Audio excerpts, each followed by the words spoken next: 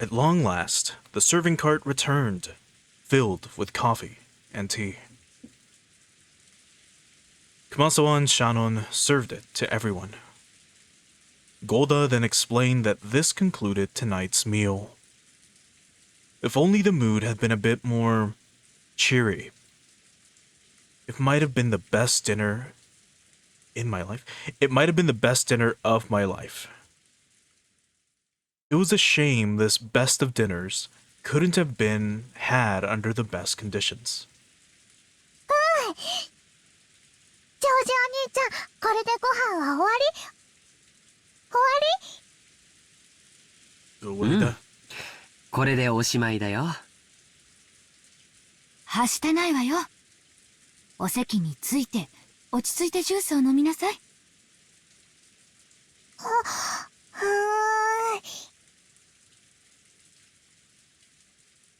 Maria looked like she was really excited by the occasionally crashing thunder.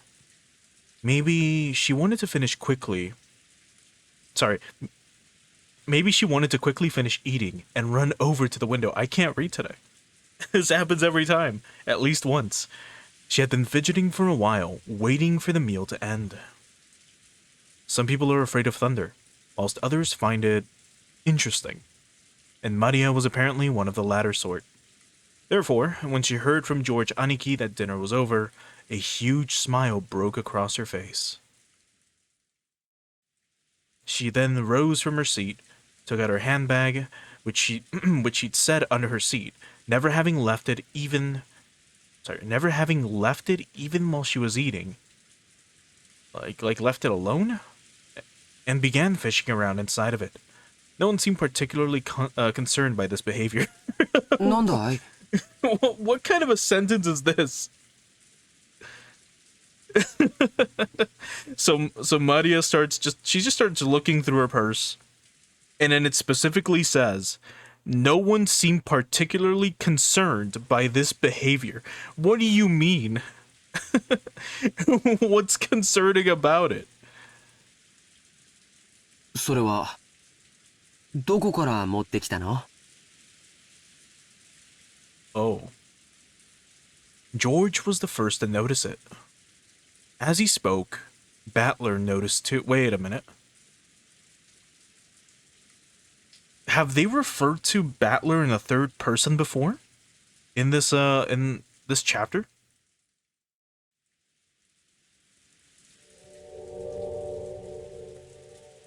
They saw that Maria was now holding a beautiful Western-style envelope.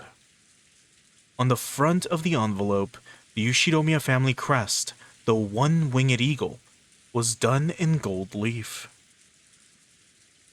Furthermore, the fact that it was sealed with a dark red wax made it clear that this wasn't something Maria could have brought as a prank. マリアちゃん、それは何？ It seemed that Natsuhi had also noticed the strangeness of the envelope Maria was holding.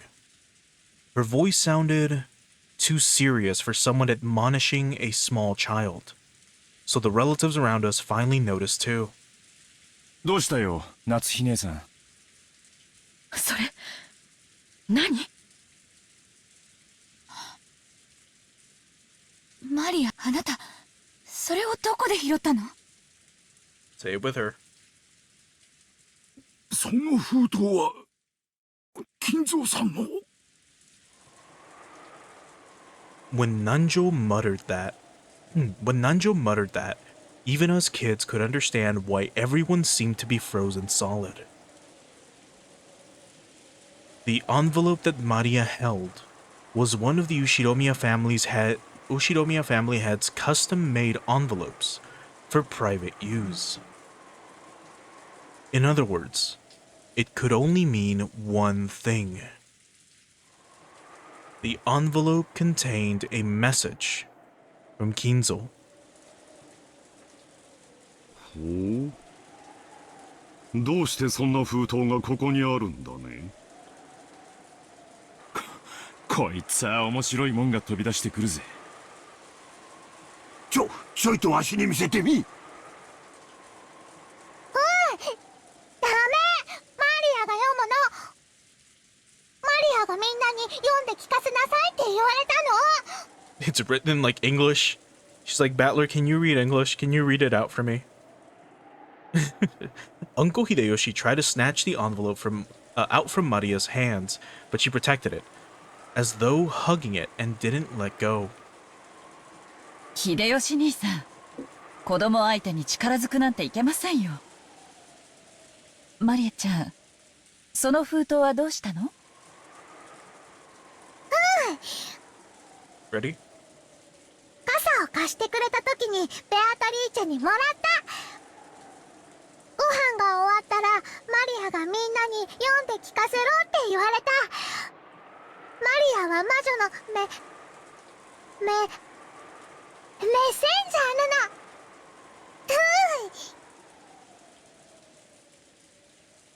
メッセンジャー？ Do they have it like that in Japanese? メッセンジャー？ Oh, it's katakana. Okay. メッセンジャー？ Messenger? この島の魔女様は随分と洒落てるじゃねえかよ。Battler tried to joke about it, but no one laughed. それで中には何て書いてあるのかしら？マリアちゃん。Okay.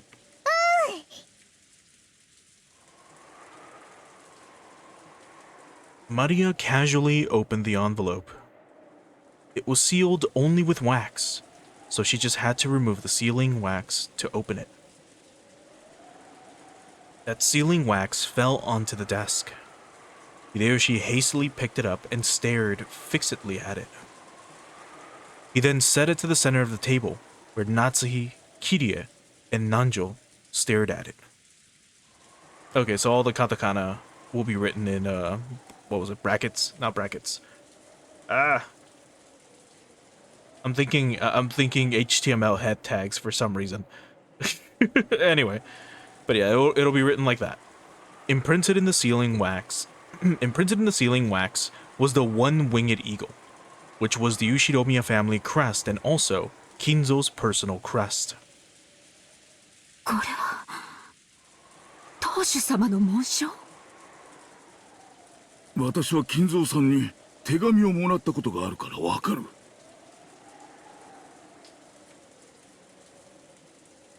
これは間違いなく金蔵さんの風浪だ。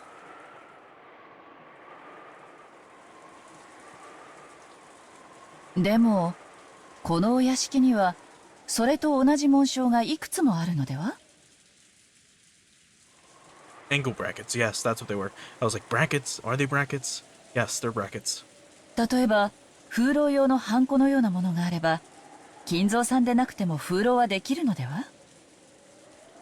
いや、金蔵さんは風浪には必ず自分が指にしている後宮家当主の証の指輪で刻印をする。この形や複雑な意匠は間違いなく金蔵さんの風浪だ。そうとは限らんよ。親族であれば一度くらいは親父の手紙を受け取ったことはあるはずだ。その風浪をもとに偽の紋章を作り、親父殿を語って刻印した可能性が否めない。兄貴に同感だ。風浪に刻印されている紋章がどれだけ親父のものに酷似していたとしても、だからその封筒が親父のものであるという証拠にはならない。私も全く同じよ。風浪の刻印だけでお父様の手紙だなんて決めつけることには同意できないわ。南條先生、曖昧な言葉は慎んでいただけるかしら。これは失礼。出過ぎた口でしたな。One after another, all of the siblings from Klaus on downwards rejected Nanjo's statement, saying that the envelope Maria held wasn't necessarily from Kinzo. They were afraid. They feared from the bottom of their hearts that Kinzo's intentions were written in there, and that it might be some announcement regarding the inheritance that would be decidedly unfavorable to them. マリア、その封筒は傘を貸してくれた人がくれたのね。ふうじゃわからないでしょ。そうなの？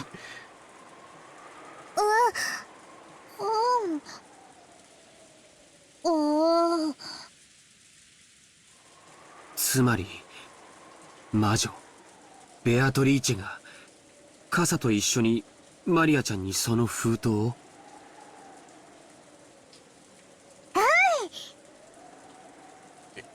Not to break the tension too much, but it's kind of funny that she's like, I don't know what means. When in Japanese, like, you could respond to someone by, you know, by saying, like, hi, right? To, like, acknowledge whatever they're saying. Like, hi being yes. But there are so many just sounds you can make that basically result in the same thing. They're like, hey, are we gonna grab lunch later? You can be like, And that's also yes. There's so many like grunts you can make that that are equivalent to yes. So it is funny that like her being like saying ooh, but like, you know, with a I mean, if she's looking at you, if she didn't say no, or if she didn't say like ooh, and she said ooh, that you'd kind of be like, yeah, she's saying yes. You're her fucking mother. How do you not know this? I've interacted with this character for like 5 hours, and I know this. Anyway, Maria nodded forcefully. 主人に私も同感です。得体の知れない何者かが手渡した怪文書です。読むにも値しません。せめて読むくらいいいじゃねえかよ。まあ。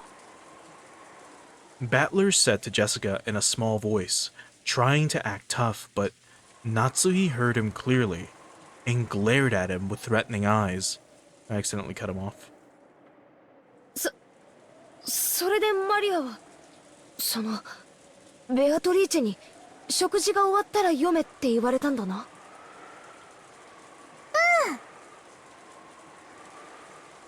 いいじゃないの皆さん。これはおじい様の封筒ではなくベアトリーチェの封筒。誰が書いたのかはともかく中身を聞いてからの判断でもいいんじゃないかしら。そうやな。お父さんが書いたとは限らんが、中身が気になるのは事実や。マリアちゃん、さっきは無理やり取ろうとしてすまんかった。謝るからみんなの前でそれ読み上げてくれんか。マリア、読みなさい。As I can't get over her grunting, or her cooing, I guess. As all the relatives stared fiercely at Maria, she spread the letter open with a rustle. 本当に親父の手紙だと思うか？ありえんね。親父殿が私たちに何かを発表するときは、直接でなければいつだって源氏を通してじゃないか。このようなこじゃれた方法でするとは思えんね。そうよ。マリアをメッセンジャーにそれこそお父様の趣味じゃないわよ。ローザ、これはマリアちゃんが私たちを脅かそうという何かの隠し芸なんでしょ？マリアはそんな気の利いたことができる子じゃないわ。She really is a bad mom.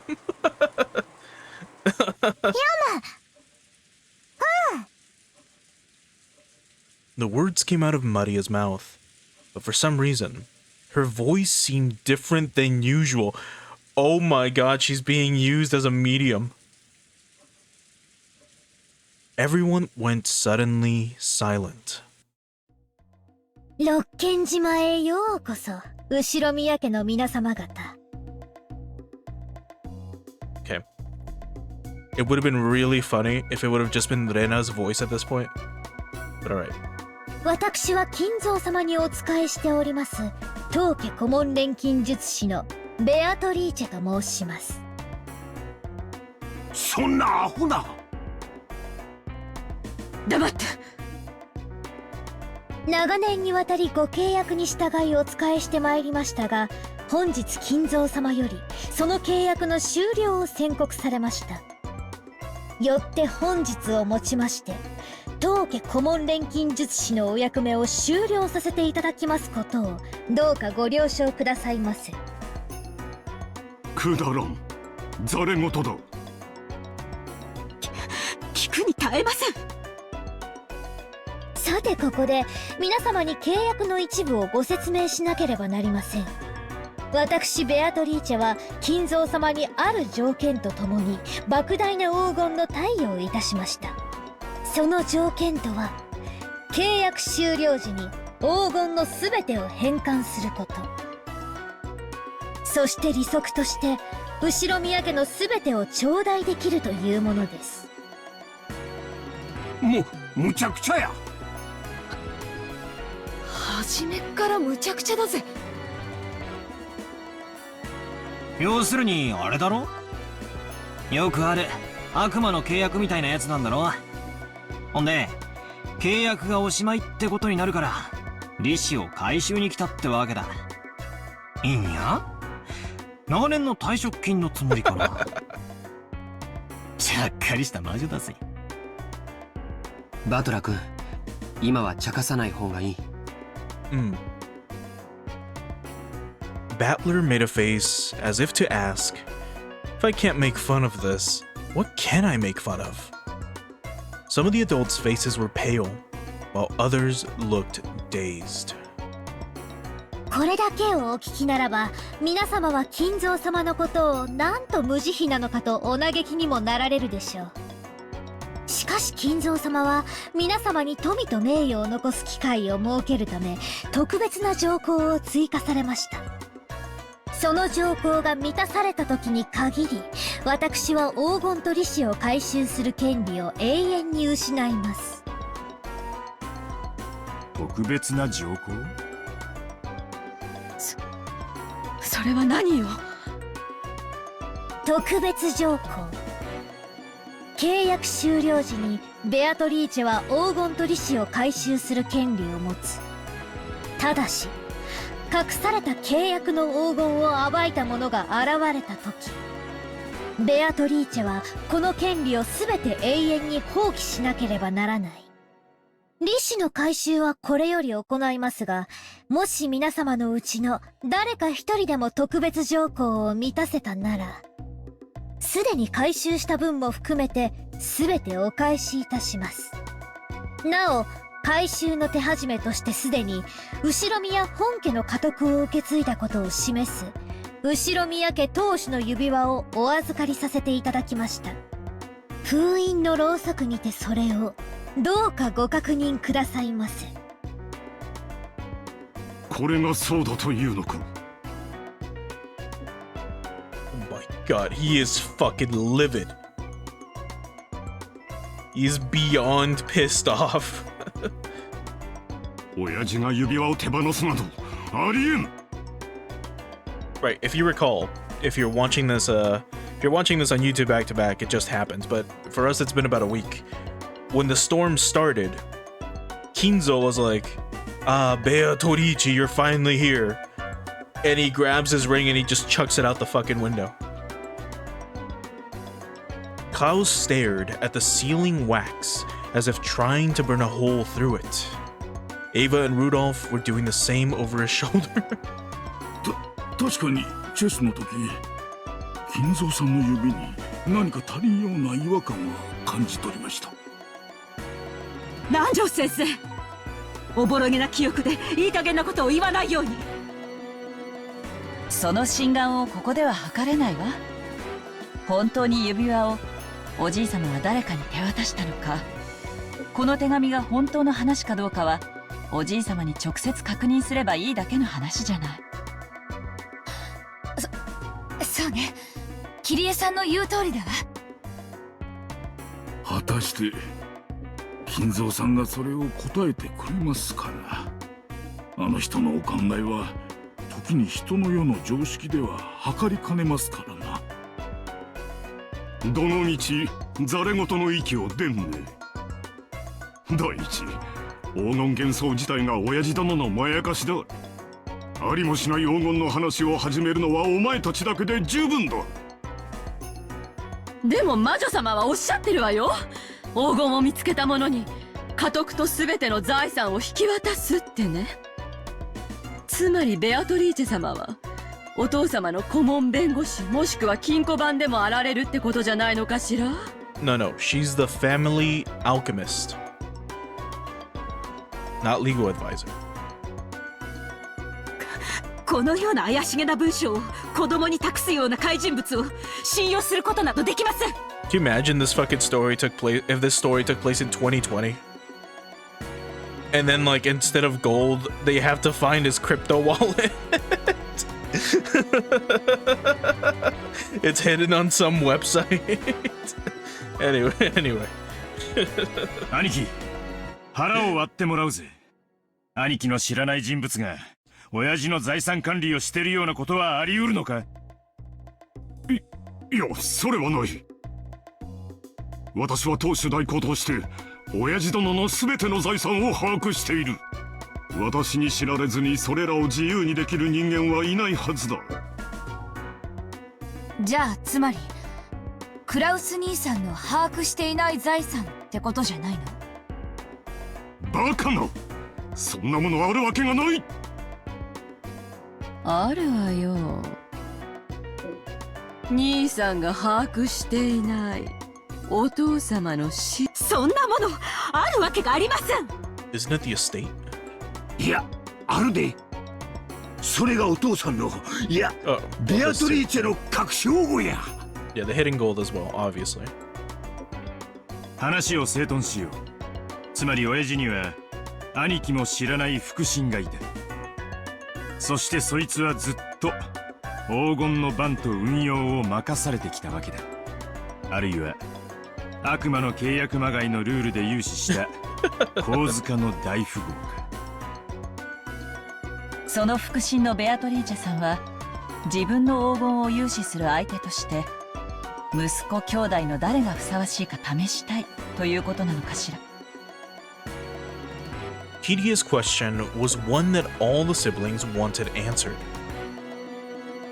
Upon reflection, they realized that Kinzo's strange epitaph had hung in the hall beneath the witch's portrait for quite some time.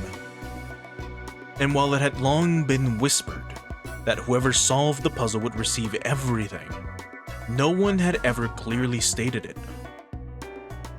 It was just something that everyone had hoped might be true. And right here, right now, the thing they'd hoped for had been clearly stated in Beatrice's letter. It clearly specified that everything of the Ushiromiya family would be given to the one who found the gold. 黄金の隠し場所についてはすでに金蔵様が私の肖像画の下に碑文にて公示されております。条件は碑文を読むことができるものすべてに公平に。黄金を暴けたなら私はすべてをお返しするでしょう。それではどうか今宵を金蔵様との知恵比べにて存分にお楽しみくださいませ。今宵が知的かつ優雅な夜になるよう心よりお祈りいたしております。黄金のベアトリーチェ。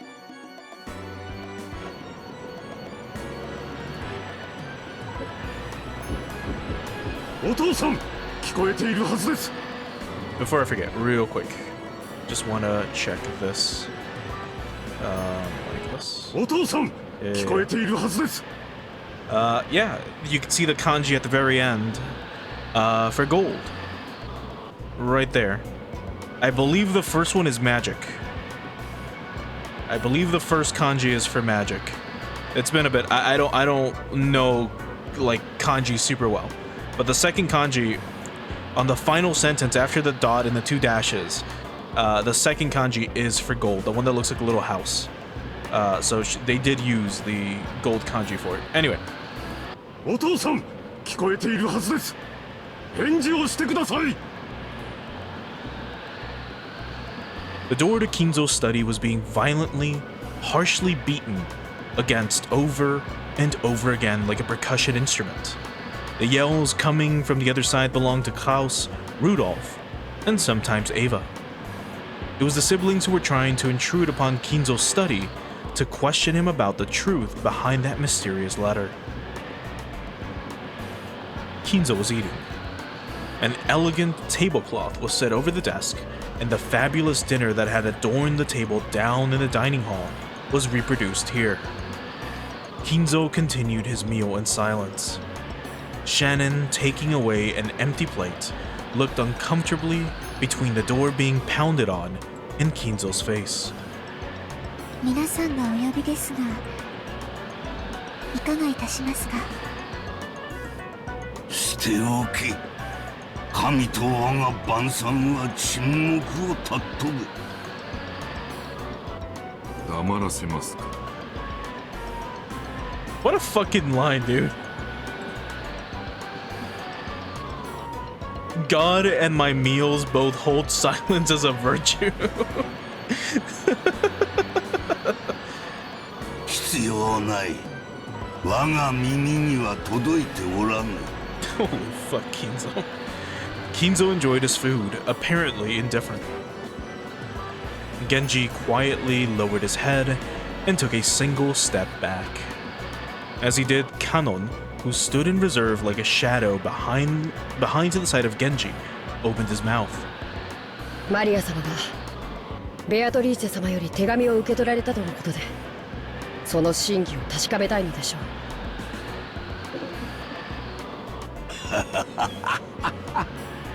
あやつめ、早速始めおったか。さあ、ベアトリーチェ。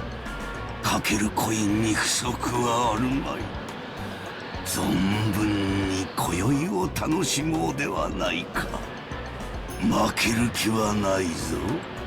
お前の微笑みは永遠に私のものだ。もう一度見られるなら、富も名誉も我が命すらも惜しくはない。さて、ルーレットは回り始めた。ボールはどのポケットに落ちるのか。ノワールかルージュか、それとも親の総取りか。さあ始めるがいい、ベアトリーチェ。私が再びお前に奇跡の力というものを見せてやる。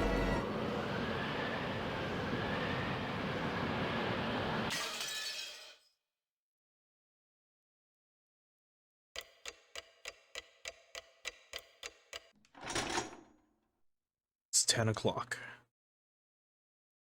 Oh boy.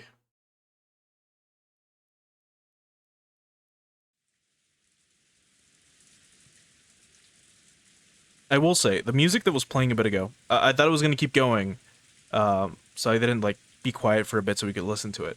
But maybe next time it pops up, I'll do that. I'll let it play for a little bit, just uninterrupted. It reminds me a lot of, like, Disgaea music. You know what I'm talking about. Like, the Overworld, either from, like, Disgaea 1, 2, or 3. You know how they usually have a very upbeat kind of like swingy, jazzy. They've got a lot of like brass instruments and sometimes a cello or something. Yeah, Halloween core.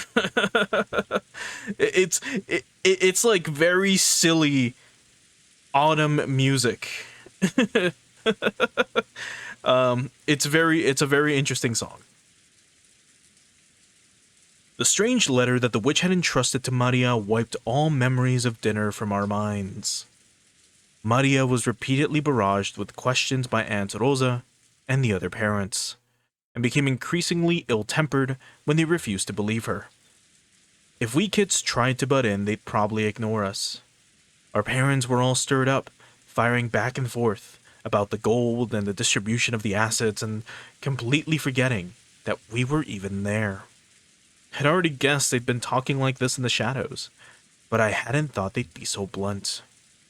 It gave all of us kids a considerable shock. From what we could overhear, all the parents wanted more money as soon as possible. Back and forth about grandfather's inheritance. Back and forth about the distribution of the gold if it was found. About advance payments in cash. It was so despicable, I could hardly bear to watch, even though one of them was my father. It looked like Jessica felt the same way. We left our seats without being asked to and went to hang out somewhere well away from our parents. なるほどな。じいさまが飯の席にも顔を出したくない理由がよーくわかったよ。うちの親たちにはすっかり幻滅だぜ。金だの遺産だの。よくもまああそこまで大っぴらに。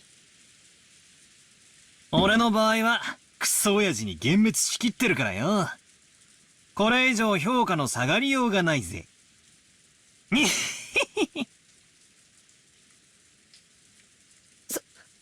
そんなの私だって同じだぜ。しかし今夜のには呆れたぜ。心底呆れたぜ。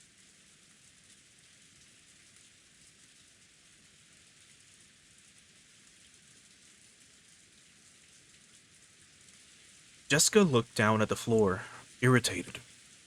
She was always talking about how bad her parents were, but maybe she hadn't really felt that way deep inside.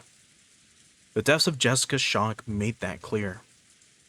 未成年の君たちはご両親に養育してもらってるからわからないだろうけど、お金を得るというのは単純な綺麗事じゃないよ。未成年である今にそれを理解しろとは言わない。でもご両親なりに何かの努力をしていることだけは認めてあげてほしいな。やれやれ。ジョージの兄貴は人間ができてるぜ。ジョージ兄さんは社会人になってバリバリ働いてるけどよ。金とか財産とかそういう話になったらうちの親父たちみたいに強欲むき出しのハゲタカになれるってのかよ。自分だけの話だったらそんなことはしたくないよ。でも家族や社員、部下やその家族の生活を背負ったら戦わなければならないと。私はそんな戦い嫌だぜ。じいさまの遺産がどうのこうのなんて話、ヘドが出るぜ。Jessica pretended to spit violently. That harsh reaction made the depths of her pain very clear.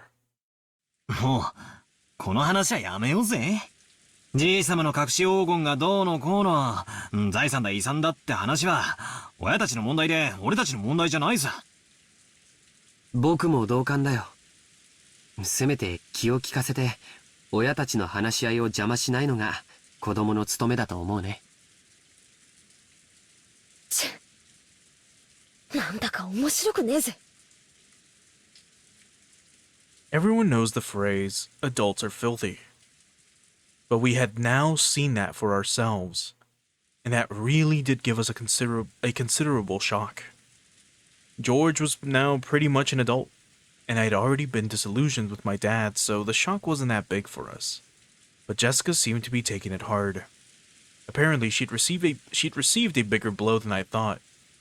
She always talks badly about her parents, but it looks like she hadn't changed at all on the inside. Even now, she's still a pure-hearted, delicate person who can't doubt others. I'm sure she respected her parents as much as anyone else does. And then her parents started raging about going money, inheritance, my money. Right in front of all the other parents and the children. It's no surprise she received such a shock from hearing that. ジェシカちゃん、どうかお父さんとお母さんのことを嫌いにならないで。理解しろとまでは言わないから、せめてどうか嫌いにならないであげて。分かってるよ。少し放っておいてくれよ。6 years ago, I would have kept taunting Jessica even after she got all dejected. But I guess I really have grown over the last 6 years. I realized it'd be better to leave Jessica alone right now. Or leave Jessica alone right now. Jessica suddenly looked away sulkily and left the parlor. She probably wanted to be alone for a while. I could do nothing but wordlessly watch her back as she left. そういえば、マリアちゃんはどこに行ったんだろう。多分まだ肖像画の前でいじけてるんだろうぜ。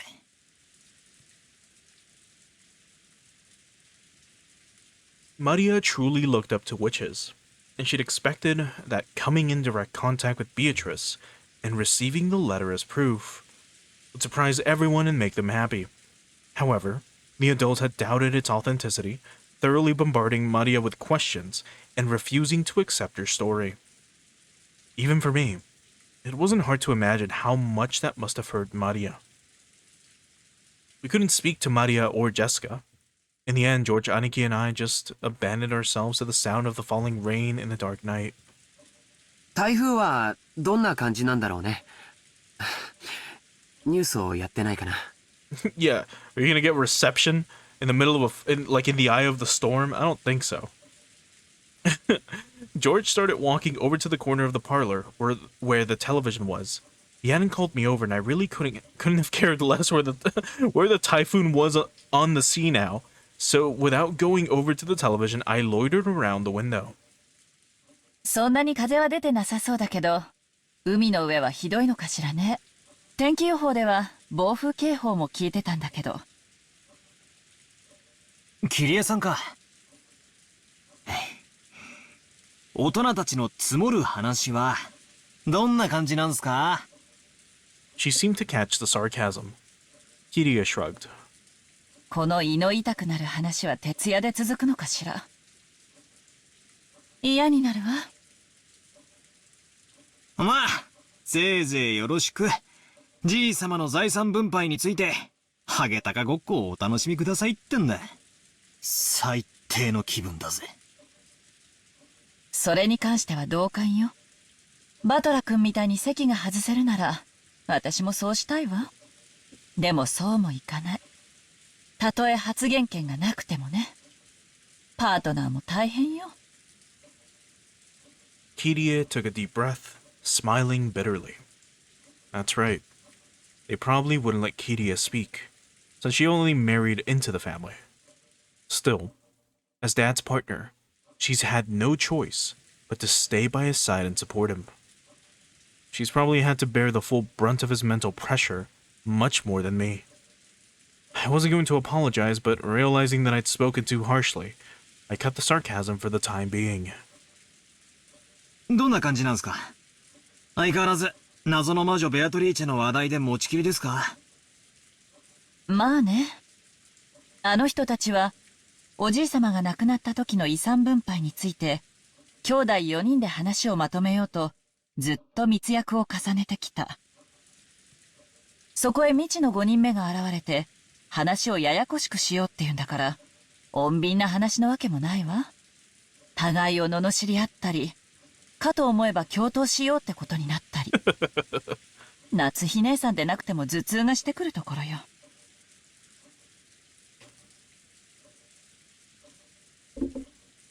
On the one hand, they all want a larger portion than the other siblings, so they're all rivals.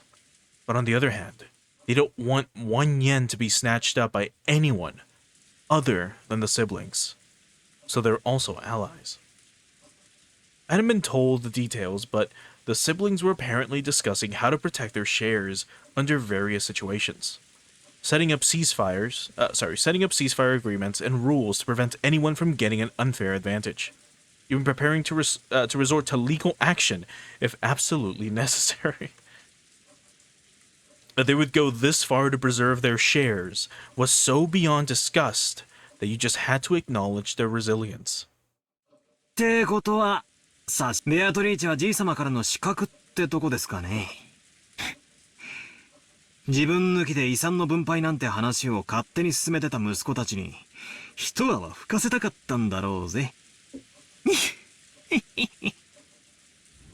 何者かしらね、ベアトリーチェって。自称してることが全て本当なら、今日まで誰にも知られずにいた謎の人物で、しかもおじいさまの隠し黄金の存在を知っていて、その上当主の指輪まで委ねられている。相当に信頼された人物ね。さすがにほうきにまたがった魔女だとは思わないっすけど、でも魔女と呼ぶに値する怪人物であることは間違いないっすね。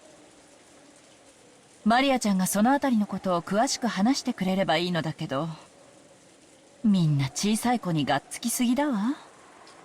すっかり怯えてしまって、聞けるものも聞けなくなってしまった。あの人たち、北風と太陽とか読んだことないのかしら。 The north wind and the sun.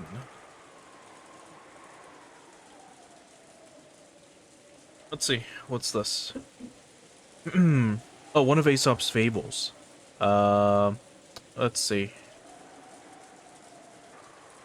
The moral it teaches, the superiority of persuasion over force, has made the story widely known. I see. Okay. I don't remember it. I might have read it ages ago. But I do not remember it off the top of my head. Anyway. 確かなのは、マリアがベアトリーチェと名乗る人物から手紙を受け取ったこと。自分で現れて直接話せばいいものも、手紙を託して今もどこかに身を潜めているっていう、シャイな怪人物ですけどね。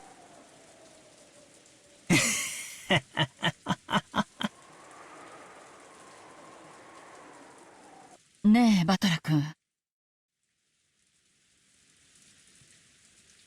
ベアトリーチェなんて人物が本当にいると思う？ See, I've been thinking about this a little bit more. Right? Like, what kind of witch would Beatrice be?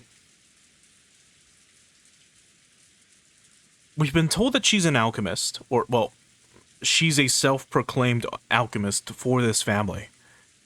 Now, thinking about it for a little bit, in general, at least in, in medieval times, alchemists were just scientists for the most part.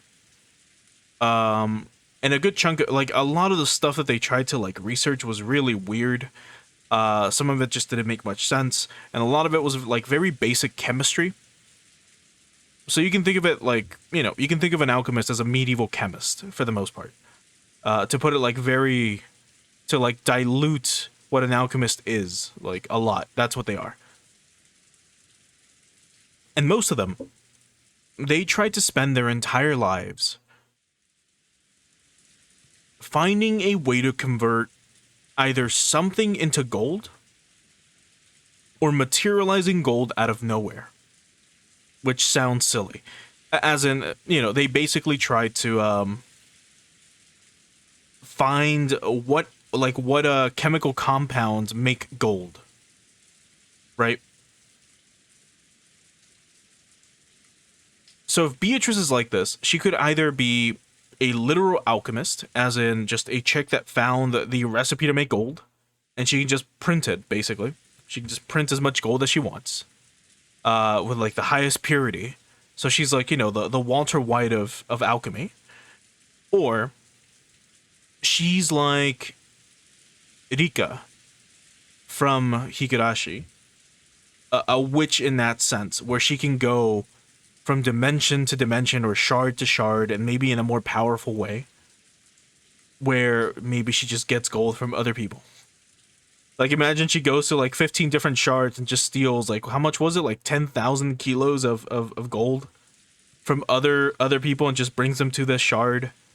And then she either gives it up or, she takes it all back, and then she starts a new contract or some shit.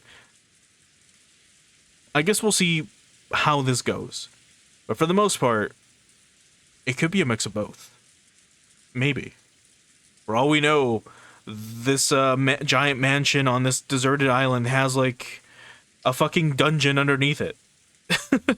And there's like, you know, giant pots and stuff to create fucking gold. さあ、あくまでも偽名じゃないっすかね。じい様の代理人として、その妄想の中の魔女の名を名乗ることを許された、とか。そうじゃなくて、今この六軒島には全部で18人いるの。19人目が存在すると思う？ Are there really a full 18 people on this island right now? Wondering about that, I began counting on my fingers, and it really did come out to that many. 19人目が存在すると思うって。どういう意味っすか？言葉通りの意味よ。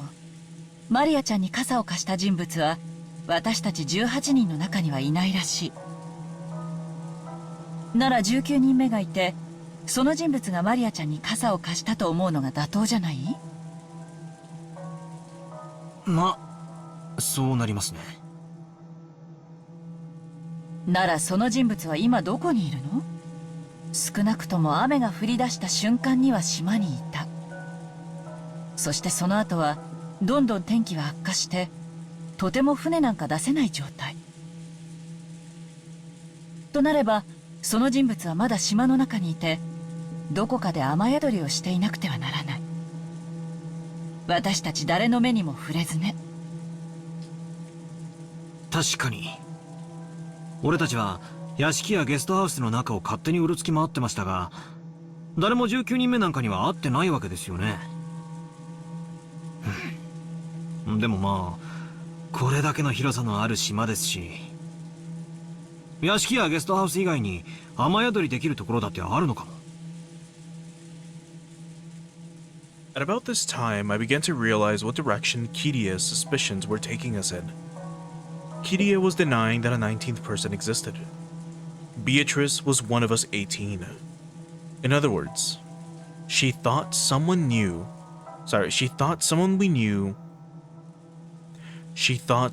knew well was tricking us.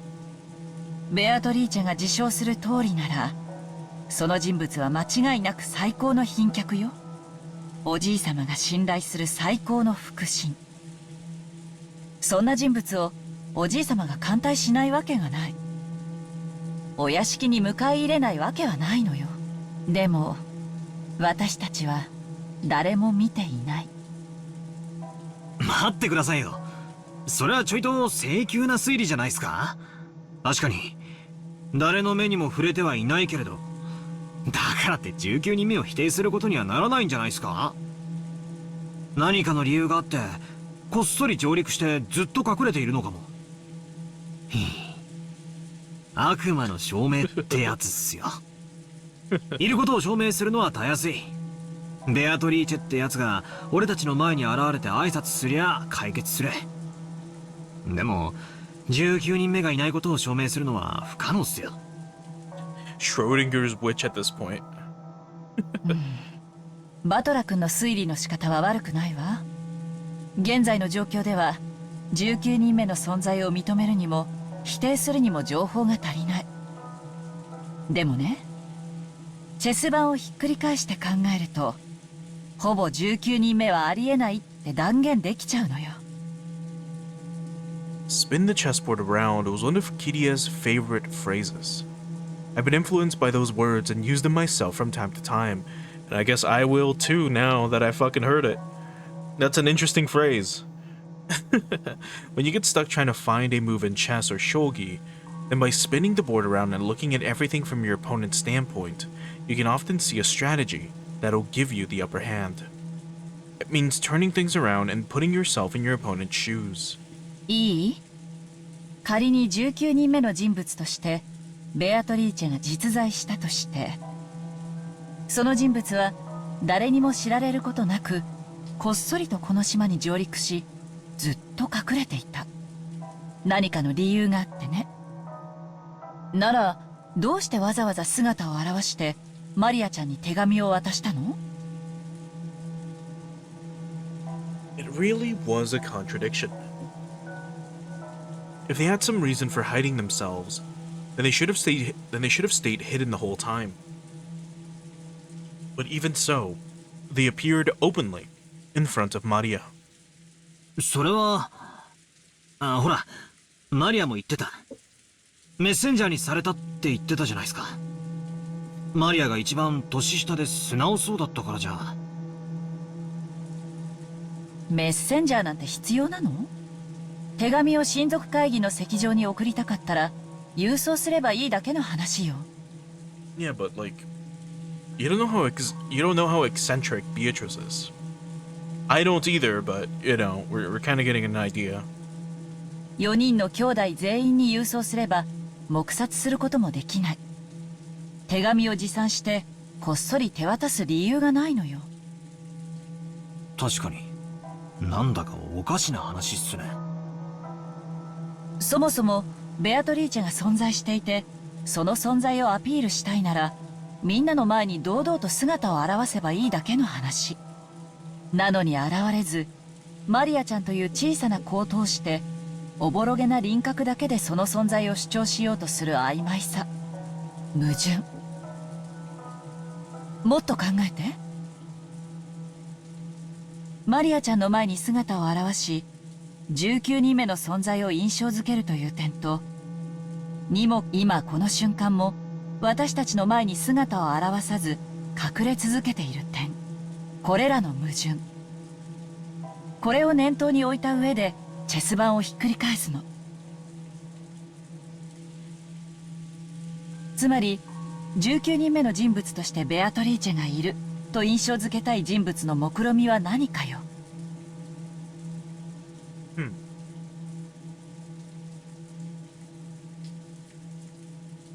Besides riling everyone up, I can't really think of anything. Maybe to turn these siblings against each other? Perhaps? 姿を隠したい人物ならその存在をアピールするわけがない。そして姿を現したい人物なら手紙を託すなんて遠回しをするわけがない。ってことは簡単よ。ベアトリーチェは18人の中にいるのよ。だからこそ18人以外の人物が存在するような幻想を作り出しているのよ。これ見よがしな19人目のアピール。それで得をするのは姿を潜めた19人目じゃない、すでにいる18人の方なのよ。もちろんこの推理は穴だらけ。いくつかの前提がひっくり返るだけですぐに崩れる脆いものだけど、私はほぼ間違いないと見てるわ。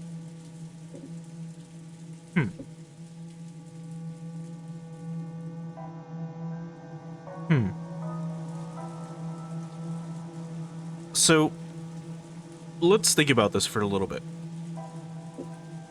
Assuming, you know, she's correct, and assuming that Beatrice is one of the 18 people, who would it be? Right?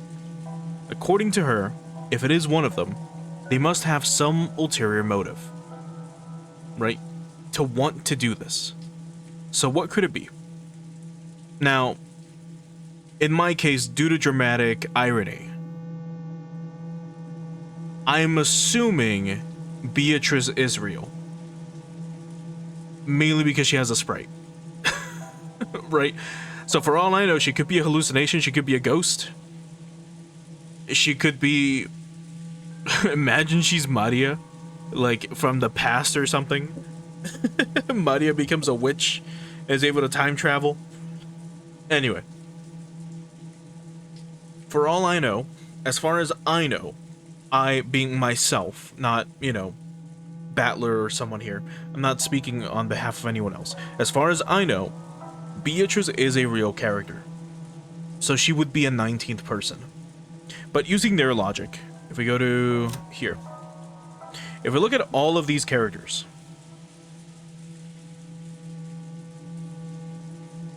what could their motives be?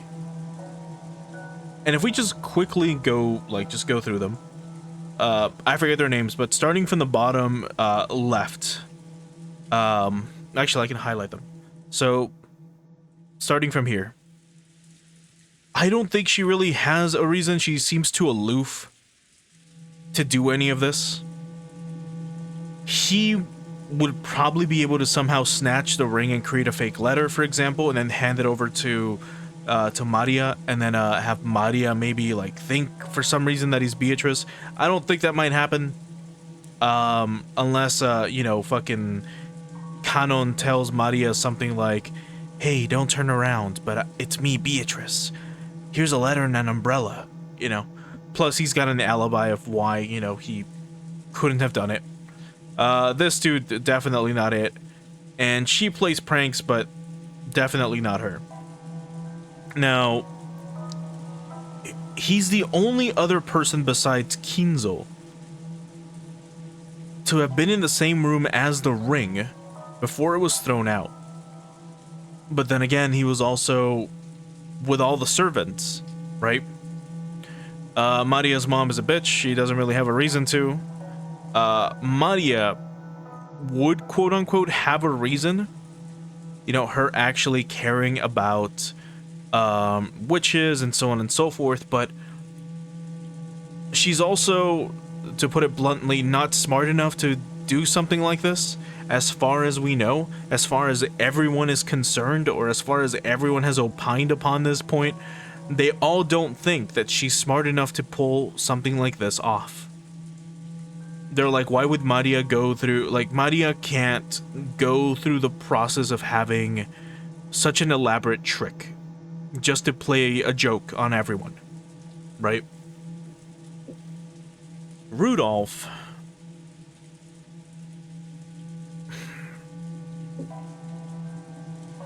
I don't think so either.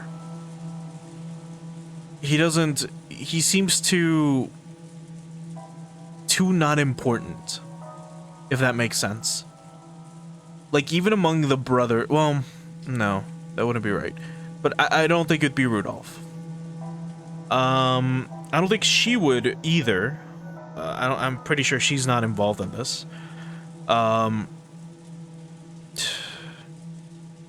Because when would she have written this letter? When would she have sealed it? And what does she gain from it? Besides nothing. Or I guess just having all the siblings fucking argue with each other, right? That'd be the only goal. So I really doubt it's her. Battler of no. George. George maybe could have done it. But the thing is, how would the whole point of convincing Maria, who is autistic to the point where you can't just lie to her too easily, right? I mean, if you tell her oh, did you know that the clouds are made of cotton candy, she'd probably believe it. But if you tried to tell her, hey, by the way, I'm Beatrice, here's a letter, she'd be like, nah, you're not Beatrice, right? So obviously it's not George. It's not him. I can't think of a reason why he would go through all this. It's definitely not her. Definitely not the doctor. Definitely not Kinzo. Definitely not Rudolfu. No, wait, no, that's Rudolfu. Klaus. Could it be his wife? Not really. And then we have Jessica, who... No, I thinking about it, it doesn't make much sense. It doesn't make much sense for any of them to somehow pull this off, right? Kinzo's the only one that had the ring. No one's been able to go into this room except for you, and then as of now, you and you. And it could have been them two as well, for all we know, just to deliver stuff. Yeah, Nanjo Torichi. It could have been Nanjo Torichi, for all we know. But one other thing to note is that we're missing 2 spots on this family tree thing. Now, everyone here is connected. By that I mean the entire family is connected to Grandpa. We're missing her husband, who is not here, right? He could have been a 19th person. And then the only other people that are here, the only other line is the line of servants, right? They all work together, right? They're all co-workers. But then we have Doctor. The Doctor himself, he's not assigned to any of the branches, and he's by himself. And then there's a spot right below him, between these two. Who could that be? Who could go in that spot? I guess we'll find out. So now that we've thought a little bit about it, it makes no sense that any of the 18 people actually did this.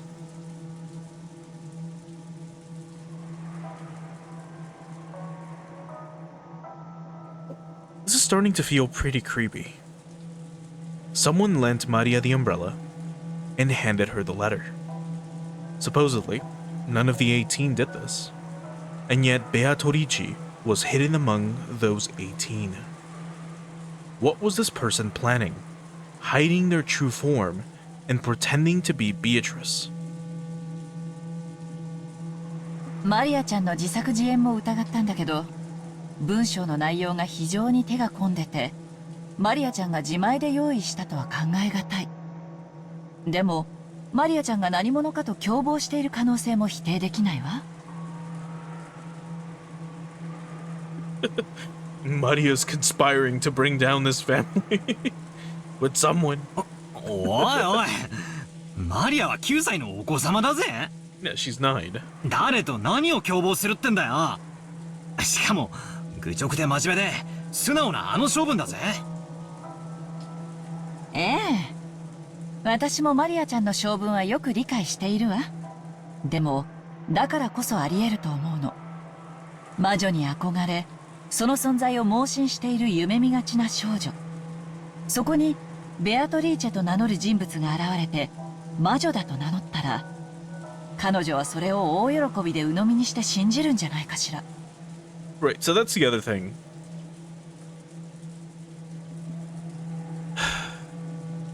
Technically, right, you can pretend, like, someone could have gone up to Maria and been like, "Hello, Maria. I am currently a messenger of Beatrice. She has told me to give you this letter. Please read it after dinner, in front of everyone." Right? Technically, someone could have told her that, and she would have been like, "Oh, of course. Yes, of course I'll do it for Beatrice." But when you think about it, who the fuck would have done this? Right? Like, it makes no sense unless Grandpa himself wrote the letter to fuck with everyone. Like, that's always a possibility. For all we know, Grandpa has like a fucking like mental disorder where he's got like a split personality, and somehow Beatrice is this like tulpa or some fucking like separate personality inside his head that comes out whenever he's going insane because he's exposing himself to all these like alcoholic drinks, and his room always smells like fucking medieval ass, you know? So it could be that when that happens, the witch comes out, right? And he could have told Canon, "Hey, deliver this letter." But we know that didn't happen. Because Canon was like, it seems like they're talking about some letter. And, you know, Kinzo is way too busy being like, "Beatrice," right? So unless there's like a secret, a literal secret 19th, like, assassin, or like a member of the staff that could have somehow delivered it, it doesn't make any sense. So the theory of there not being a 19th person at the moment doesn't make any sense. つまりあの肖像画のごついドレスを着て変装すればマリアを騙すことは難しくないと。 Okay, now who would do that?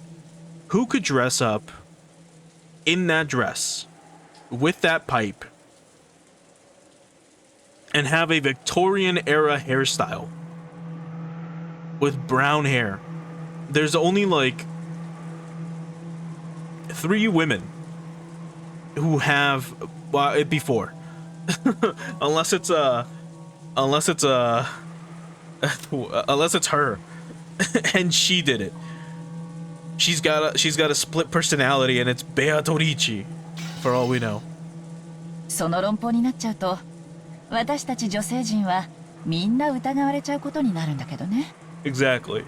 とにかくマリアちゃんが何者に出会ったのか、それの詳細を聞くことがこの謎を解く一番にして最も身近な鍵なのよ。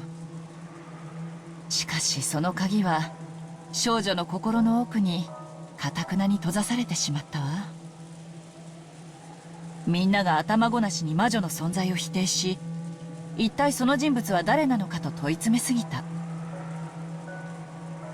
マリアちゃんは当分大人には心を開かないでしょうね。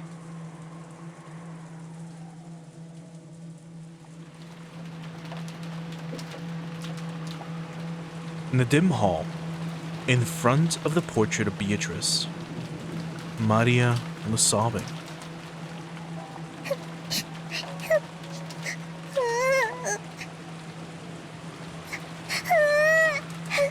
誰もね、マリアがベアトリーチェに会ったことを信じてくれない。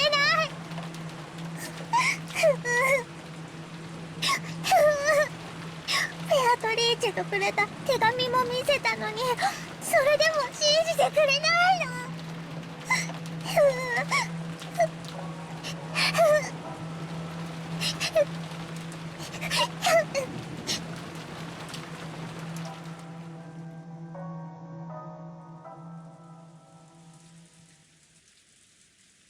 とにかく鍵はマリアちゃんが握ってるわ。ベアトリーチェが18人の中にいるのか19人目なのか、それを知る鍵をね。マリアは頑固だぜ。あいつへそを曲げるとなかなか機嫌を直さないからな。大人の私より子供のバトラ君の方が機嫌を直せる確率は高そうよ。彼女の機嫌が直ったら聞いてみて。遺産分配がどうのこうのって話には関心ないけど、こんな王道洋館ミステリーみたいなシチュエーションにはワクワクしちゃわない？マリアちゃんに手紙を渡した人物は一体誰なのか。知的好奇心がうずくわ。Oh, and before I forget, all the questions that I just asked out loud, all the little thinking exercises that we just did, that's stuff between, us, the reader, who actually has all this knowledge that the characters don't have. It makes sense that they'd be asking all these questions, right? Battler doesn't know that someone else didn't give Maria the letter. Like, they don't know that, they don't know that one of the members of the staff found her and gave her the letter, or dressed up as, one of the, as Beatrice or something. Like, they have no idea none of this happened, right? They wouldn't know at all. All they know is what's been happening throughout the day for them through their point of view. For example, Battler hanging out with his cousins, all the adults hanging out with each other, and arguing about inheritance. That's all they would really have from a point of view or from a perspective as to what's going on the island itself. So technically for them, everything's up in the air, and anything, it could be anything. As far as we know, there's a good chance that Beatrice is real.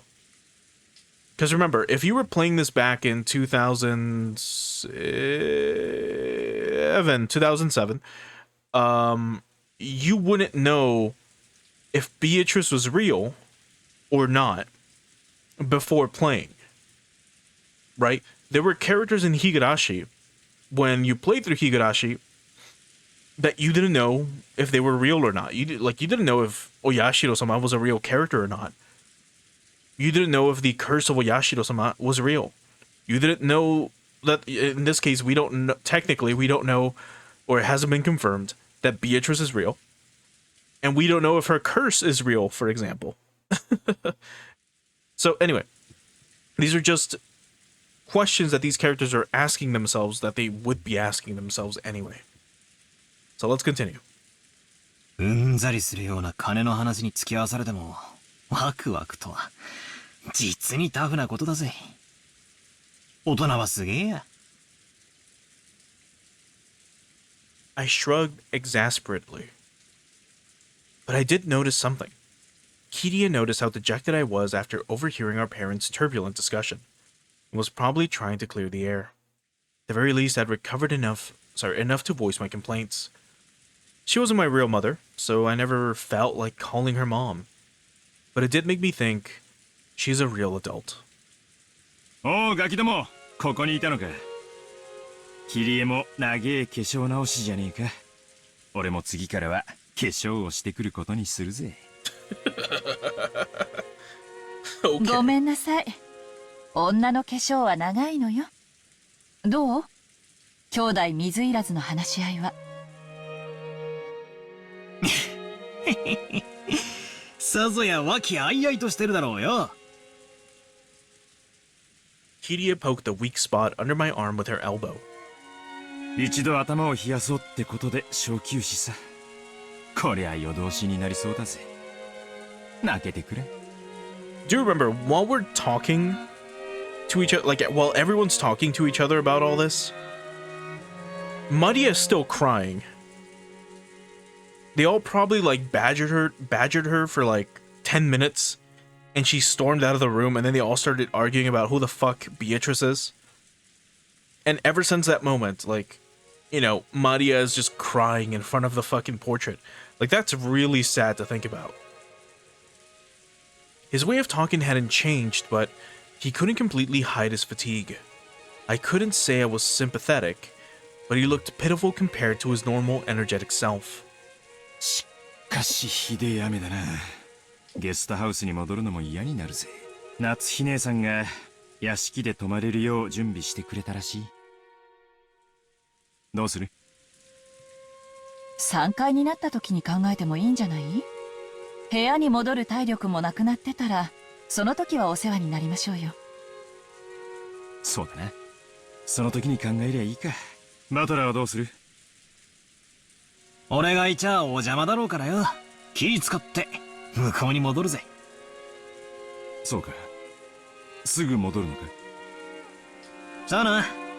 一人で戻ったって寂しいしよ。子供全員で揃って帰ることにするぜ。そうだな。そうするといい。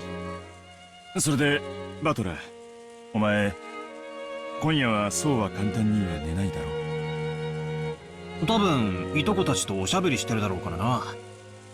夜更かししそうな気配はあるぜ。それがどうかしたのかい？そうか。もし大人たちの会議が終わってお前がまだ起きてたら、ちょいと家族でしたい話があるんだ。なんだよ、柄にもねえな。Apparently, Kiria was thinking the same thing. What are you talking about? She asked him in a small voice. It looked like Kiria didn't have a clue what Dad meant either. キリエにも聞いてもらいたい話だ。後で話すから、今は聞くな。頼む。I don't know anyone who neglects the concept of family as much as this old bastard. And now he's saying we're gonna have a talk as a family? Both Kiria and I couldn't help but get wide-eyed. そうビビった顔すんなよ。ビビりてえのは俺の方なんだ。何しろ。At that point, he swallowed his words for an instant. Even though putting on airs of importance wasn't much like my dad. 気持ち悪いぜ、親父。今、家族は全員揃ってるじゃねえかよ。もったいぶらずに言えよ。俺は多分、今夜殺されるだろうな。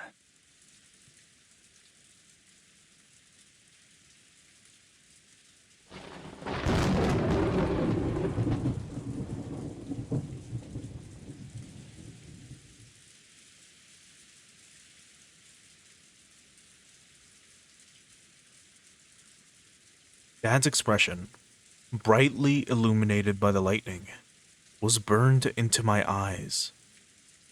Dad's face, which always looked so sure of itself, and which always wore a taunting expression, was strangely frail in a way I couldn't really explain. It was so worn out that he looked like a different person. は何言ってんだよ、ガラでもね。同感よ。どうしたの？急に弱気ね。あなたらしくもない。俺も化粧直しに行ってくる。ついてくんなよ。Dad turned away weakly. After that, only Kiria and I were left, still wide-eyed. なんだってんだ？今夜殺される？まさか、あの妙な手紙のせいで、親父ビビっちまったのか？ What a face. Look at him. He looks so fucking... He's got such a punchable face. 連続殺人者の映画の見過ぎだぜ。Kiria didn't answer my light-hearted words and continued to stare at my dad's back. Sorry, at my dad's disappearing back. バトラ君はルドルフさんに今話せと言ったら話さず立ち去った。みんなに話すことがあると言い出しながら答えなかった。どうして？チェス盤をひっくり返す。すると、話すと言っておきながら話せない矛盾。なんすかね。親父側から見ると何か見えてきますか？ええ、見えるわよ。話したいことがある。でも自分から言い出す勇気がない。だから追ってきて俺に話しかけて聞き出してくれが正解ね。ついてくるなも逆の意味よ。ついてきて俺を問い詰めてくれが正解。まったく甘えん坊さんなんだから。そういう推理でいいんすか？そんなんめちゃくちゃな。名探偵や名刑事が男女の気持ちや心を推理できる？できないでしょ？異性の気持ちを探るのは何次元のトリックを暴くよりはるかに高度な技術なのよ。私に言わせれば名作推理小説より恋愛小説の方がよっぽど難解なミステリーなんだから。Sure. は、そういうもんすかね。私はあの甘えん坊さんと一緒にいるわ。普段は虚勢を張ってるけど、今夜はかなりの激論で疲れ切ってる。誰かに寄りかかりたい気持ちなんでしょうね。それに応えるのがパートナーの役目よ。はあ、そりゃお熱いことで。じゃあ、うちのクソ親父の世話をよろしく頼みますよ。ええ、任せておいて。I call out to Kiria as departing back. え？何？いや、ありがとよって。おかげで、陰鬱な気分がだいぶ晴れたぜ。ならよかった。コミュニケーションは大事ね。Yeah, how come communication's not in brackets? Because it's a loan word, probably. After answering with a wink, Kiria followed after Dad. Actually, let's double check. I'm pretty sure it is a loan word. え？何？いや、おかげで。ならよかった。コミュニケーションは大事ね。Nope, it's in katakana. Communication.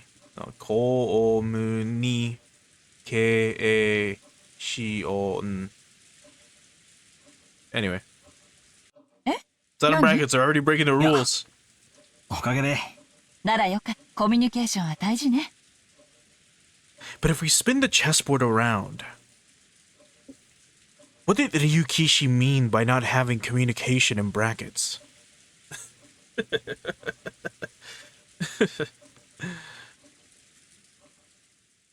I'm sorry, that was so stupid. That was really dumb. Natsuhi could be found in a dimly lit hallway. Now and then, the thunder would crash, but this had no effect on Natsuhi's expression.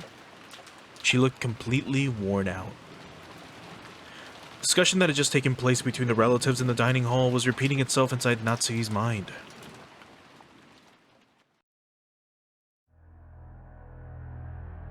Oh, we're going back like 10 minutes. Beatrice had proclaimed that in addition to Beatrice had proclaimed that in addition to the gold, all of the inheritance and property of the Ushiromiya family would be given to the person who could solve the riddle. In other words, she planned to undermine the absolute guarantee that Kaos, as the oldest brother, had to succeed the family head. Originally, the other siblings had absolutely no chance to inherit the headship. To them, this proposal by Beatrice was extremely desirable. It was obvious that they would accept it. There was no need to play some clumsy detective game. Natsuhi knew this so-called 19th person, Beatrice, couldn't exist. Naturally, Beatrice was nothing more than the fictional character used to pass a message that Kinzo had written himself. As proof, Kinzo had remained stubbornly neutral as to that letter's authenticity. He was completely ignoring these reckless claims that he shouldn't be able to ignore, that he had given up the head's ring. In short, Kinzo had wordlessly admitted that the letter held his own message. Most likely, one of the servants had given Maria the letter. Kinzo had probably worked out an elaborate plan where the dress from the portrait would be prepared, and someone, probably Shannon, would be made to wear it and deliver the letter to and the umbrella. By doing that, he could make it seem like the witch from the portrait actually existed. No, if anything, that alone was proof that Kinzo was behind all of this. In that case, it was the same as Kinzo trying to butt in on the siblings' private discussion. Then Kinzo, by announcing that he'd given everything to the person who could solve the riddle. Then Kinzo, by announcing that he'd given everything to the person who solved the riddle, could weaken Kaos's overwhelming advantage. Man, like she really thinks highly of herself. Also, this background is incorrect. It should be the old lamp in black and white, but whatever. Now it was certain. Kinzo had eavesdropped on the siblings' discussion in the parlor earlier that day, so he had known how Kaos had staved off the attack by the other three. And to make the scales of the battle go back into balance, he had sent out the strange letter, which benefited Kaos's rivals. He was trying to push this crazy theory so that Rosa, who had a weak position among the siblings because of her age, would join with Eva and Rudolph. Then, with a 3-to-1 advantage, they'd be able to overwhelm Kaos yet again and make their ridiculous theories get accepted by force. And by doing that, he gave them the power to resettle what had once been a nearly decided conflict. They had now started repeatedly pressing Kaos to pay them a large amount of money. Using the condition that all of the siblings would guarantee Kaos's position as a successor, talk about advance payments was being brought up again despite having been rejected once. Of course, even without the story about the hidden gold, the Ushiromiya family's store of wealth was vast. That store of wealth alone was more than enough. Even if the hidden gold was buried forever along with Kinzo's death, there would be more than enough to satisfy. Therefore, even if they weren't that interested in the gold itself, Kinzo had managed to instill the lifelong fear that, on the off chance that someone found the gold, that person would be granted the headship. And this kind of Achilles heel would definitely be taken advantage of by someone sooner or later. The only person with this fatal weakness was the successor, Klaus. The other siblings had found... No, they had been told by Kinzo about something that only Klaus could lose, and they had thoroughly taken advantage of that. Natsuhi, as Klaus's only ally in his painful position, and as his wife, wanted to fight alongside him. She kept trying to explain to him that the existence of the gold itself was a farce, and that there was no need for him to compromise. Klaus had always told Natsuhi. He had told all of the siblings. He always said that the hidden gold was nothing more than an illusion created by Kinzo. Therefore, Natsuhi had believed it as his wife and had supported her husband on that foundation. Even so, Natsuhi's words didn't reach Klaus. Even though Natsuhi had fought so hard and had lent all of her strength, he continued to fight by himself and was trying to compromise with the other three siblings. Natsuhi sadly and weakly wondered why she could not be of use to him, then started getting angry.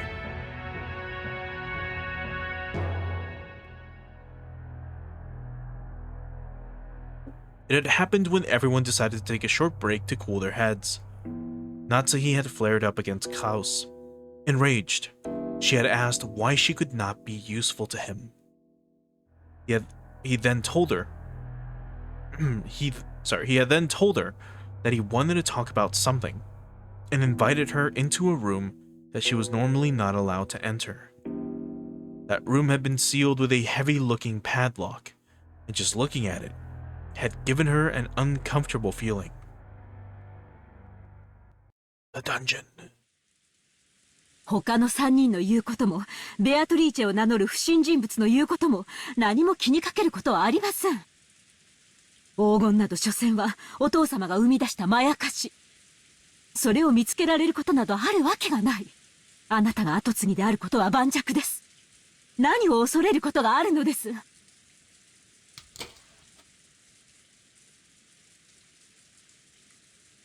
Klaus removed the padlock on the door. He then motioned for Natsuhi to enter. 入りたまえ。何ですか？見せたいものがある。君に初めて見せるものだ。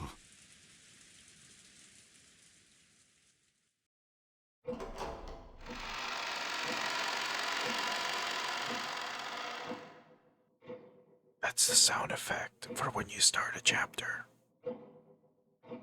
Natsuhi timidly opened the door with a dubious expression on her face. It was pitch black. She searched for a switch to turn on the lights, but since this was her first time in the room, she didn't know where it was. Klaus entered behind her, pushing her in, and when he closed the door before turning on the lights, the two were swallowed up by the darkness. Only the sound of Klaus locking the door rang out through the dark. これは何事ですか？明かりは？今つける。待ちたまえ。What do you think is in here? Besides the clock, the grandfather clock that's obviously ticking. Can you imagine it's a murder room? It's like the antechamber for from the Furude shrine. There's gonna be a giant statue to fucking Oyashiro-sama or something. Just as he said, when Klaus pushed a switch on the wall, a flickering light turned on and lit up the room. それは。Natsuhi had her breath taken away. The room had no windows. At a glance, it appeared to be empty. In the middle of the room, a small round table had been set, and the lights brightened only that table, as if it were the leading part in a play. On top of the table, a red tablecloth of elaborate design had been set out, covered with dust. And on top of that, something about the size of a grown man's arm had been set down. That something took Natsuhi's breath away. 凄まじい純度を持つ黄金のインゴットだよ。こいつがなければ誰も黄金伝説を信じはしなかった。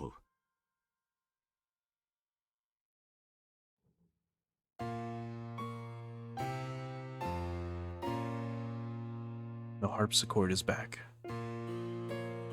An actual ingot of gold.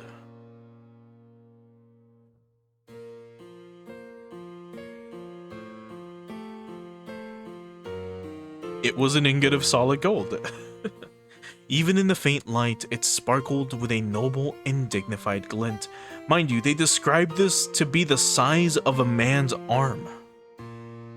So at least, what, like, at least a meter in length? Actually, how long are my arms? Because my arm is like a meter and a half long or something. I want to say. Maybe more. I don't fucking know. No, sorry, what the fuck am I saying? It's not a meter and a half long. That'd be way too long. I'm almost 2 meters tall, so that wouldn't make sense. So it would be like close to a meter. Anyway, doesn't matter. This thing is big. こいつはまともなインゴットじゃない。このインゴットを鋳造したのが国内なのか国外なのか、それすらも私にはわからないんだ。And in order to have... Sorry, I'll just read the whole thing. It took a high level of skill to make the purest of solid ingots. And in order to verify that purity, it was standard to have the original foundry and the name of the bank that guaranteed it imprinted on the gold. However, this ingot did not have that kind of seal. This mysterious gold bar had come from an unknown foundry. ここを見たまえ。怯えることはない。こいつはただの金塊だ。Natsuhi, following Klaus's words, timidly approached the ingot. そこだ。Klaus pointed at the surface of the ingot. Natsuhi concentrated on that section.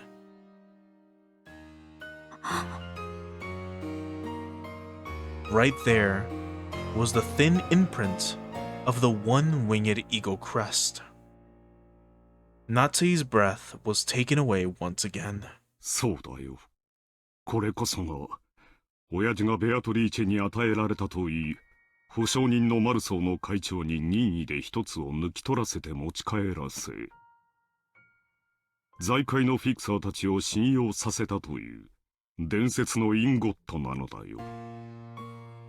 方々に手を尽くして私が見つけた。他の兄弟たちより早くね。そんな。じゃあお父様の黄金伝説は実在する。後ろ宮金蔵が授けられたベアトリーチェの黄金はそんな本当にあるなんて。Natsuhi was shocked. Klaus had always said that Kinzo's gold was just a fabrication, so she had believed it as his wife. However, the reality was different. Since he held definite proof, he had been more certain than any of the other siblings that the legend of gold was true. Because of this, Klaus was deeply frightened at the possibility that someone other than himself would find the gold he'd failed to find, costing him everything. But to Natsuhi, this truth was more than enough to split open her heart. She had thought that, as Klaus's wife, she should be his closest confidant, which was why she had selflessly supported him. And yet, he had hid this fact from her until today. Why? そこまでに私はあなたの信頼に足りないというのですか。そういうつもりはない。話す必要がなかっただけだ。Honestly, Natsuhi, it would have been a major headache for you. あなたにとっては妻はその程度のものなのですか。落ち着きたまえ。劇場にすぐ駆られるのは君の悪い癖だ。あなたがそうさせてるんじゃないですか。私は後宮家に嫁ぎ、今日まであなたの妻として仕えてきました。あなたのために生まれた家を捨て、身も心も捧げてお仕えしてきました。その報いがこれなんですか。そんなことって。Klaus grimaced, looking annoyed. His expression effectively communicated how much he disliked this part of Natsuhi, even if he didn't say it out loud. 私はもうあなたの力になれそうもありません。うん、それでいい。兄弟のトラブルを私が自分の力で解決する。君の力は借りんよ。Oh my God. 違います。これは後宮家のトラブルです。確かに私にはこの身に家紋を刻むことが許されていません。でもあなたの妻です。なのに私には力添えする資格もないのですか。あなた。君を思えばこそあえて関わらせなかったのだ。これ以上は頭痛に障るだろう。君は今夜はこれで休みたまえ。兄弟の話は兄弟でつける。君は関係ない。それだけだ。You know, I was joking when I said, "Oh, it's gonna be a major headache for you," and then here he is, basically telling her the exact same thing. It's too much of a hassle for you. Let us siblings argue about this.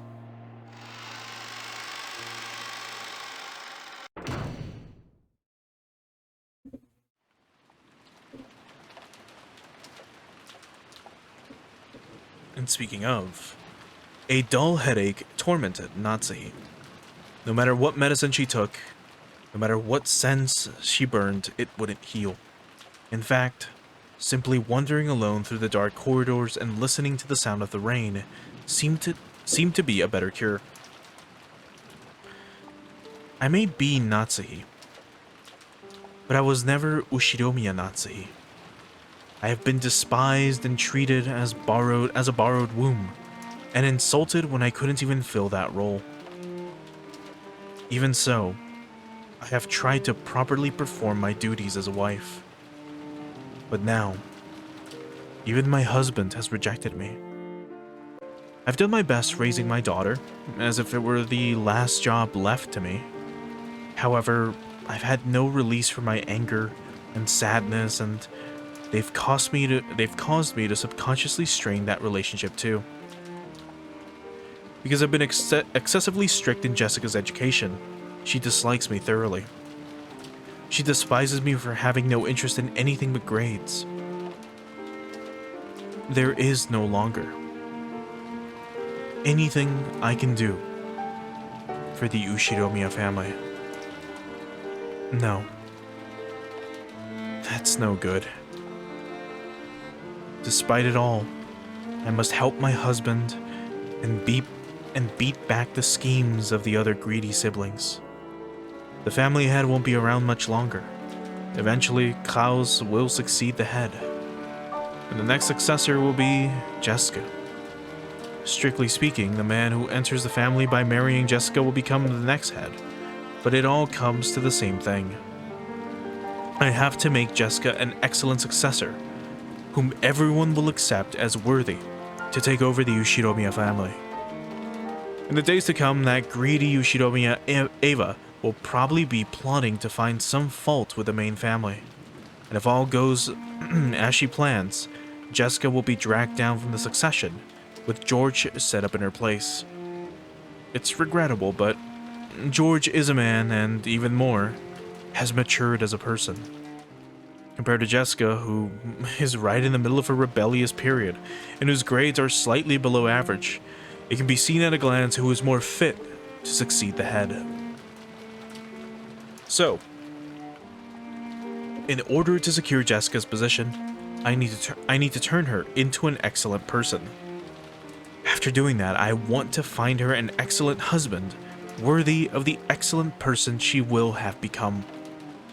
A wonderful man who will truly accept Jessica and stay with her through all of life's joys and sorrows. Was Natsuhi trying to entrust her daughter with fulfilling some desire of her own? Natsuhi thought back to the days when she had no choice but to marry into the Ushiromiya family. Because of that unavoidable fate, she had tried to block that from her memory. She had consciously forgotten it and had actively attended to the life she'd been given as Ushiromiya Natsuhi, or Natsuhi, and in so doing, she had built up a new life. But just now, it felt like all of that had been casually rejected. 何を考えて生きていけばいいのかわからない。 Natsuhi helplessly rested her head against the glass of the window. The glass, which was cool thanks to the raindrops beating against it, felt somehow refreshing. Even though it should have been emotionless, right then, it seemed to be the only thing that could understand Natsuhi. At that point, even if someone had appeared, Natsuhi didn't intend to pay any attention to them. But she did pay attention, because it was her beloved daughter.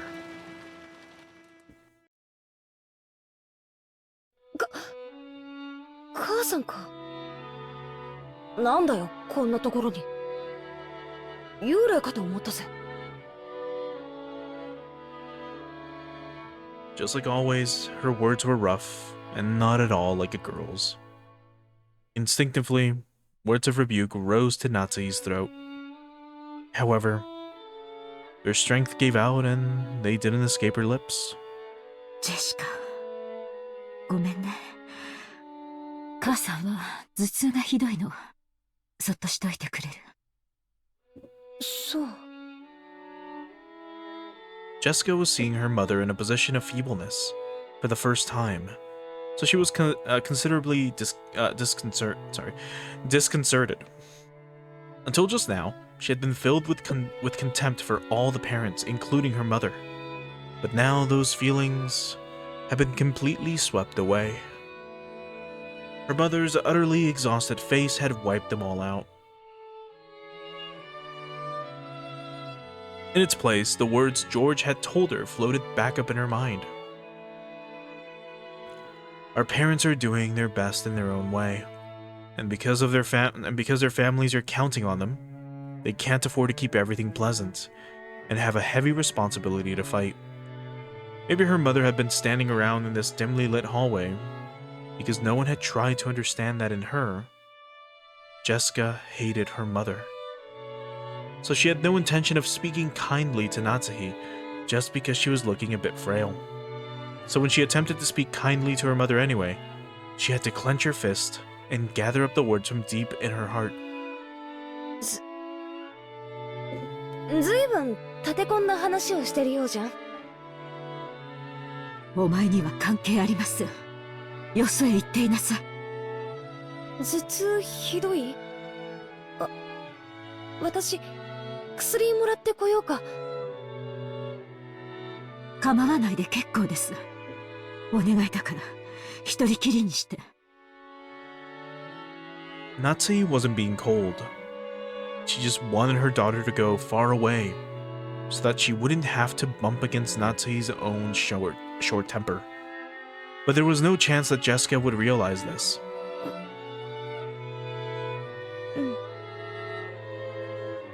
Jessica hung her head, looking sad. Seeing that expression, Natsuhi recognized the kindness that Jessica was trying to muster. She gave her head a small shake to drive away her own unkind feelings. じゃあ私行くよ。大人の邪魔にならないようにいとこたちと一緒にいるから。じゃあ。お待ちなさい。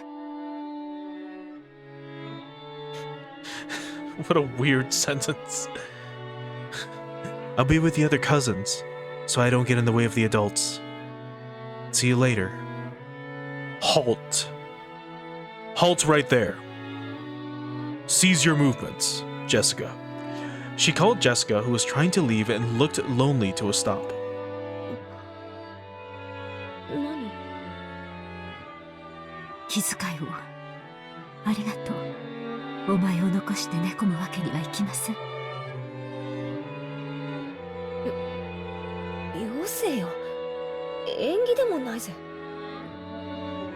心配をかけました。もう大丈夫です。私は行きます。 If I let my daughter see me this feeble any longer, I'll only make her feel more uneasy.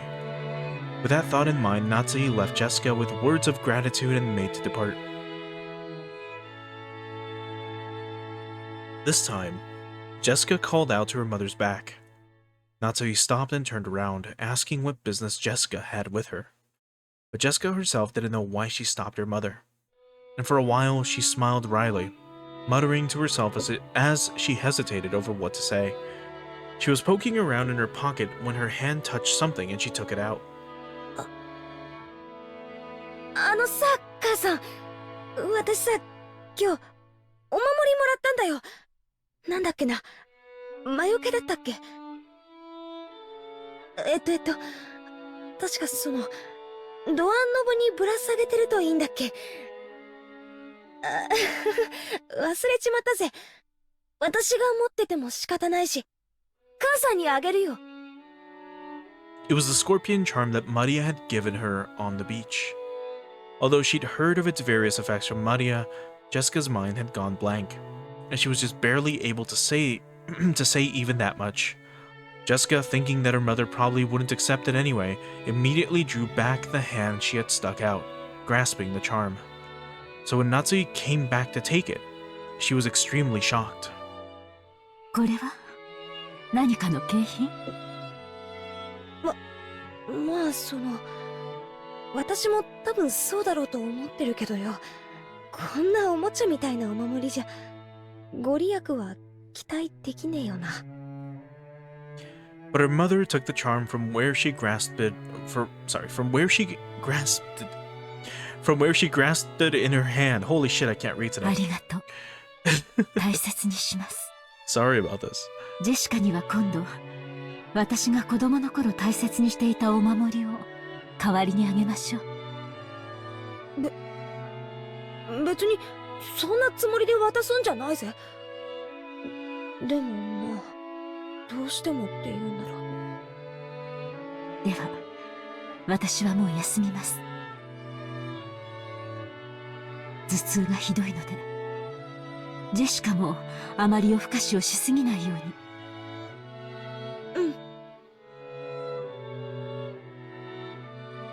Natsui put the charm in her pocket and turned away.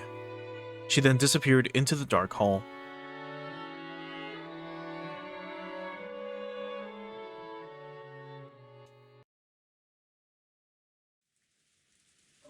やっぱり明日も丸一日こんな天気みたいだね。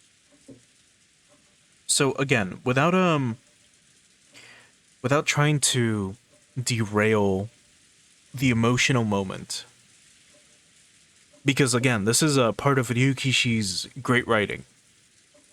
I am willing to bet anything that scene that just happened is going to be incredibly relevant and very important very soon. By that I mean, assuming the charm that Maria gave her cousins actually works. Currently, Jessica doesn't have it, and her mother does. For all we know, when Beatrice comes to reap the souls out of everyone, Jessica's gonna be one of the ones to die, and Natsui will actually remain alive because of the protective scorpion charm. Maybe. For all we know, they probably, they pull out the charm like a crucifix, being pointed at, or, you know, like when a priest pulls out a crucifix against a vampire, and they're like, the power of Christ compels you, or whatever. Like, they tried doing that shit to Beatrice, and she just laughs and fucking, you know, destroys the charms, like, just tears them apart, because they're literal plastic toys, right? They're like literal, like, gachapon machine, like, prizes. But if not, it might become very relevant soon. How soon, I don't know. But again, that's just how good Ryukishi is as a writer, where he will do a lot of these little scenes, and the transition was very seamless. We could have kept going. It seems the weather will be like this all day tomorrow after all, right? And then continue with whatever conversation George Aniki is having with, I assume, Battler.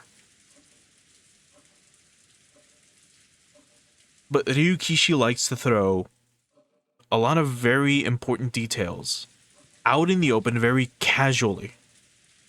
Which, again, is one thing that I really enjoy about his writing.